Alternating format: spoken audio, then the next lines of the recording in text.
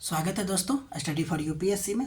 हम लोग इकोलॉजी में अभी तक पार्ट 14 पढ़ लिया था। आज पार्ट 15 है जिसमें हम लोगों ने वायुमंडलीय चक्र की शुरुआत कर दिया था और अभी हम लोग कार्बन चक्र पढ़ेंगे। इससे पहले जल चक्र के बारे में पढ़ लिया था।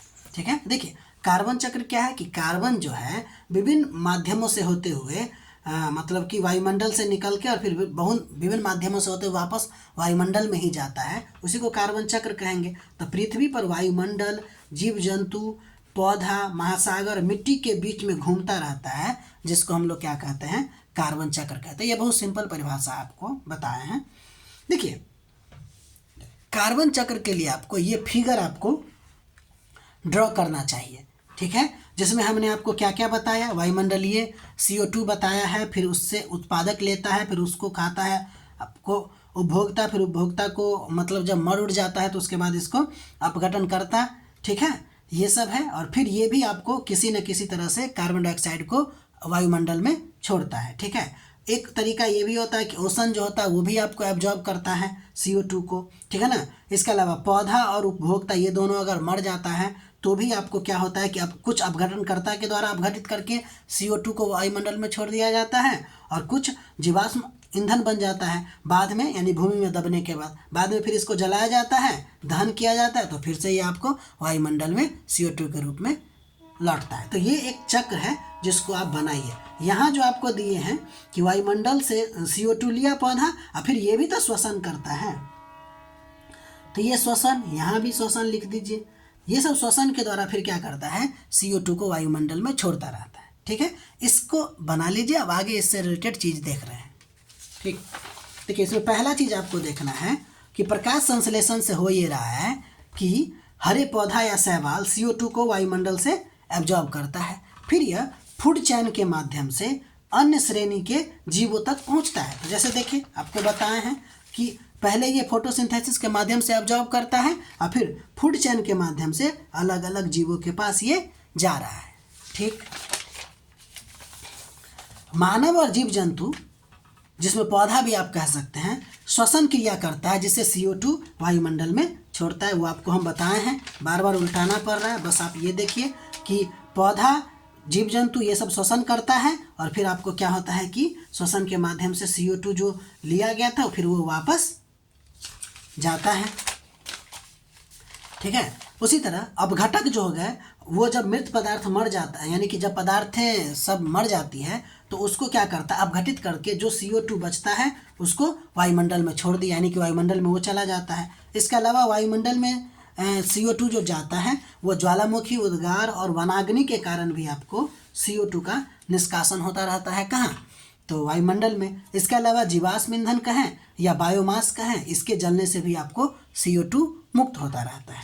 ठीक है, और इस तरह आपको एक चक्र से मतलब एक माध्यम से दूसरे माध्यम तक होते होते आपको CO2 अंतोगत्वा इन्वायरमेंट में पहुंचता है और फिर वापस पौधे के द्वारा लिया जाता है या अन्य तरीकों के द्वारा। इसके अलावा चट्टान हो गया, मृदा तंत्र हो गया, महासागर हो गया, ये सब आपको ना CO2 के अवशोषक भी है और आपको ये निकालता भी है बाहर, यानी कि स्रोत है, दोनों के तौर पे ये काम करता है।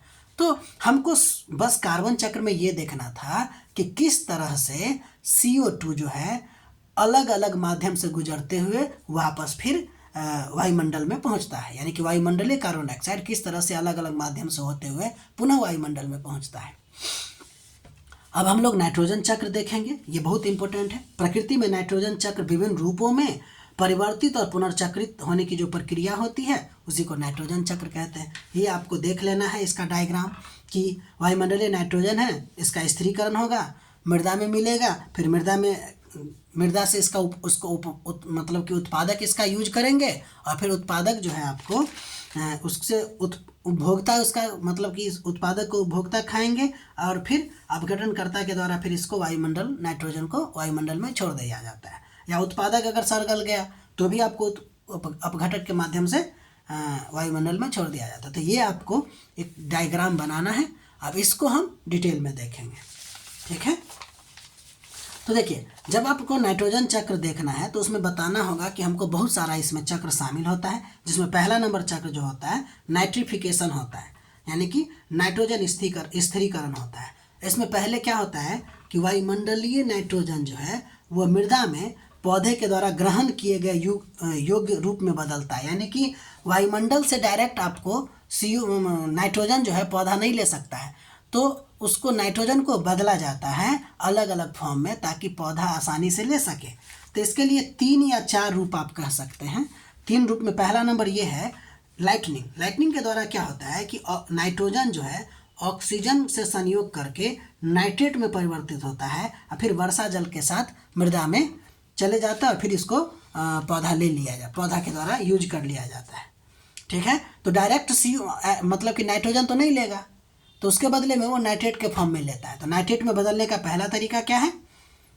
लाइटनिंग है। ऐसी सबको नाइट्रोजन फिक्सेशन कहते हैं। नाइट्रोजन फिक्सेशन का मतलब वायुमंडलीय नाइट्रोजन को नाइट्रेट में बदल देना।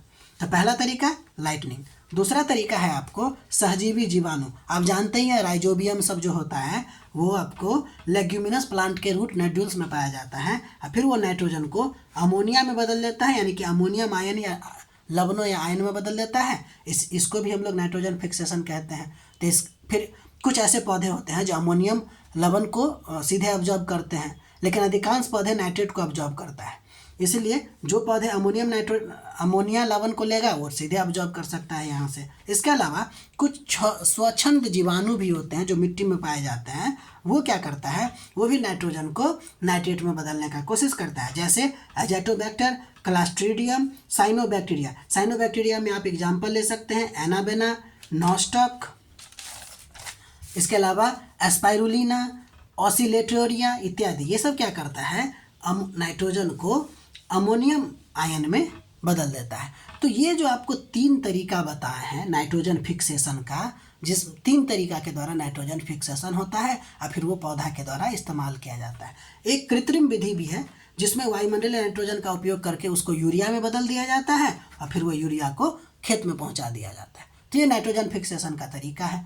तो वायुमंडल से पौधा तक पहुंचने के लिए पहले मृदा में नाइट्रेट के फॉर्म में मिलता है या अमोनियम लवण के रूप में आपको नाइट्रेट बदलता है, नाइट्रोजन बदलता है। इसी को हम लोग नाइट्रोजन फिक्सेशन कहते हैं, जिसके लिए 3 तरीका आपको बताया, लाइटनिंग, इसके अलावा सहजीवी जीवाणु के द्वारा और कुछ स्वच्छंद जीवाणुओं के द्वारा।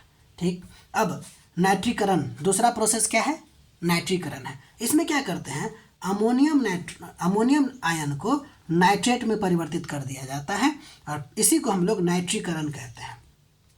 हम आपको बताएं ना कि अधिकांश पौधे नाइट्रेट के रूप में अधिकांश पौधा जो है वह नाइट्रेट के रूप में नाइट्रोजन को लेता है, लेकिन कुछ ऐसे पौधे होते हैं जो आपको अमोनियम आयन को लेता है। तो जो अमोनियम आयन को लेता है वो तो सीधे ले लिया, लेकिन जो नहीं लेता है उसके लिए अमोनियम आयन को नाइट्रेट में परिवर्तित किया जाता है। ठीक है, फिर आपको इसी प्रक्रिया को नाइट्रीकरण कहते हैं। जैसे देखिए अमोनियम आयन, इसमें नाइट्रोसोमोनास जो है उसको नाइट्रेट में बदल देता है, फिर नाइट्राइट से आपको नाइट्रोबैक्टर जो है वो नाइट्रेट में बदल देता है। ये प्रक्रिया जो है आपको नाइट्रीकरण कहलाता है। तो वायुमंडलीय नाइट्रोजन से पहला प्रोसेस है जिसको बोलते हैं नाइट्रिफिकेशन। उसके बाद दूसरा प्रोसेस है नाइट्रीकरण। नाइट्रीकरण में क्या होता है, अमोनियम आयन नाइट्रेट में चेंज हो जाता है। ठीक है, उसके बाद स्वांगीकरण, जिसको एसिमिलेशन कहते हैं। अब पौधों के द्वारा या तो नाइट्रेट नहीं तो अमोनिया को ऑब्जॉर्ब करके उसको जैविक यौगिक जैसे प्रोटीन डीएनए में बदल दिया जाता है। ठीक है, इस बात को समझे। देखिए वायुमंडलीय नाइट्रोजन को जीवाणु बैक्टीरिया सब फिक्सेशन करते हैं। ठीक, फिक्सेशन करते हैं तो कुछ बैक्टीरिया ऐसे होते हैं जो सीधे नाइट्रेट में बदल देते हैं और पौधा उसको सीधे ले लेगा, तो उसी समय एसिमिलेशन हो जाएगा। लेकिन कुछ ऐसे होंगे जो अमोनियम आयन को ले लेता है और कुछ ऐसे होते हैं जो नाइट्रेट को लेता है। तो बहुत ज़्यादा पौधे हैं ना, तो उसको बहुत ज़्यादा मात्रा में नाइट्रेट की ज़रूरत पड़ती है। तो जो अमोनियम आयन बच गया उसको फिर से नाइट्रेट में बदल दिया जाता है, तो वो आपको क्या कहलाता है, नाइट्रिफिकेशन कहलाता है। उसके बाद अगला नंबर प्रोसेस इसमें एसिमिलेशन का होगा। अब ये भोजन पूरी तरह से पच चुका है, अब आपको प्रोटीन और डीएनए का निर्माण हो चुका है। फिर ये मरेगा, सड़ेगा, गलेगा, तो फिर से वापस जाएगा। तो देखिए अब कैसे, अब फिर से अमोनीकरण प्रोसेस होगा, यानी कि अमोनिफिकेशन कहलाता है, इसको कहते हैं इसको। इसमें होता क्या है कि जो मृत जीव होते हैं या उसके अवशिष्ट होते हैं उसमें तो आपको जटिल है ना, तो उसको सूक्ष्म जीव क्या करते हैं, फिर से अमोनिया में बदल देता है। जैसे यूरिया को स्यूडोमोनास वो क्या करता है, अमोनियम आयन में बदल देता है। अब अगला नंबर प्रोसेस है 5वां नंबर विनाइट्रीकरण, डीनाइट्रिफिकेशन। इसमें होता ये है कि जो अपघटक वो क्या करते हैं, जैविक पदार्थों को अपघटित कर नाइट्रोजन गैस में बदल देता है और फिर ये आपको वायुमंडल में चला जाता है। उदाहरण के लिए इसके लिए यानी कि विनाइट्रीकरण के लिए जो अपघटक हैं उसका उदाहरण है आपको थायोबैसिलस डिनाइट्रिफिकेंस, इसके अलावा माइक्रोकोकस, स्यूडोमोनास, पैराकोकस। ये सब आपको जो है अपघटक जो है उत्तरदायी है आपको बी यानी कि विनाइट्रीकरण या डीनाइट्रिफिकेशन के लिए। ठीक है, तो नाइट्रोजन के फिक्सेशन में 4 या 5 आपको महत्वपूर्ण चरण देखने को मिलता है, जिसमें पहला नंबर आपको क्या है, तो पहला नंबर नाइट्रोजन फिक्सेशन है। दूसरा नंबर क्या किया जाता है कि नाइट्रीकरण है, जिसको हम लोग क्या बोलते हैं, उसको हम लोग बोलते हैं नाइट्रिफिकेशन। पहला नंबर क्या है, नाइट्रोजन फिक्सेशन, और दूसरा नंबर प्रोसेस क्या है, नाइट्रिफिकेशन। फिर तीसरा नंबर क्या है, एसिमिलेशन। फिर चौथा नंबर प्रोसेस क्या है, अमोनिफिकेशन। फिर 5वां नंबर क्या है, डीनाइट्रिफिकेशन। ये आपको बहुत ही इम्पोर्टेंट टॉपिक रहा। बाकी अभी और भी बहुत सारा चीज़ बचा हुआ है। अगर आपको हमारा प्रयास अच्छा लग रहा है तो लाइक कीजिए, शेयर कीजिए, सब्सक्राइब कीजिए और अपना पढ़ाई करते रहिए और एक बेहतरीन नोट बनाते रहिए। ठीक है, मिलते हैं अगले वीडियो में, ताकि आप बार बार इस चीज़ को रिवीजन करना पड़े, मतलब रिवीजन करते रहिए।